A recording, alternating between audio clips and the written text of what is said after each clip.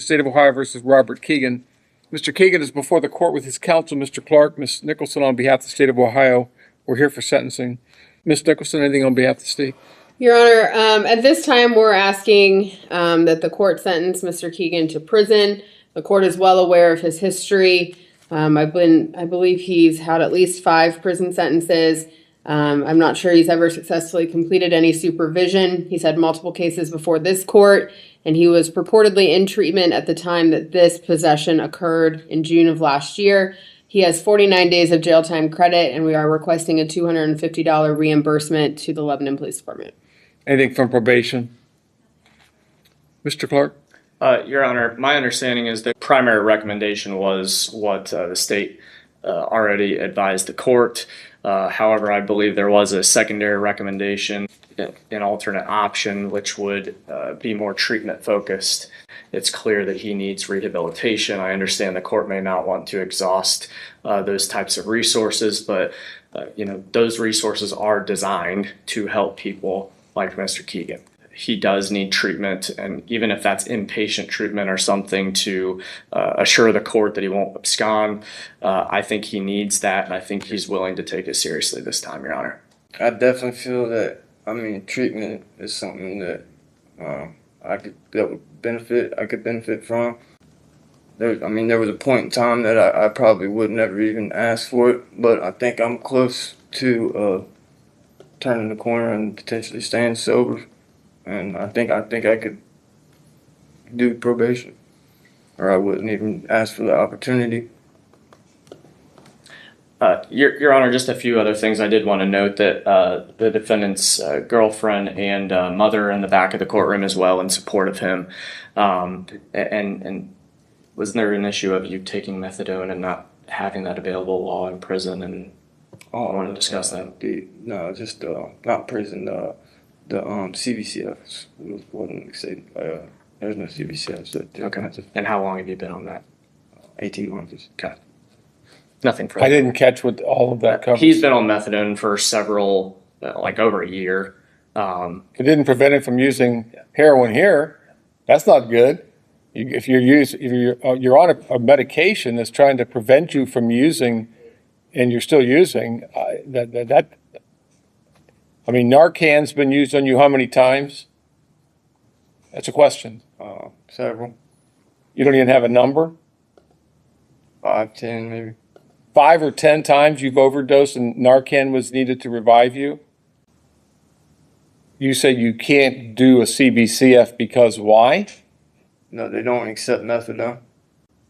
I don't know what the methadone's doing for you because you're still using. I think last year I was clean for several months. It was an improvement and a big step in the right direction. I feel like compared to what I've done in the past when I've got out. 2008, burglary and theft. Ended up in prison. I'm just going to hit the highlights. It's 2009, trafficking in heroin, trafficking in marijuana. 2012, possession of heroin, possession of cocaine. 2014, possession of heroin. I'll skip the misdemeanor assaults and OVIs and otherwise low-level offenses. 2018, possession of drugs, felony. 2018, in front of me, possession of heroin. 2018, again in front of me, possession of fentanyl. 2020, in front of me, possession of LSD.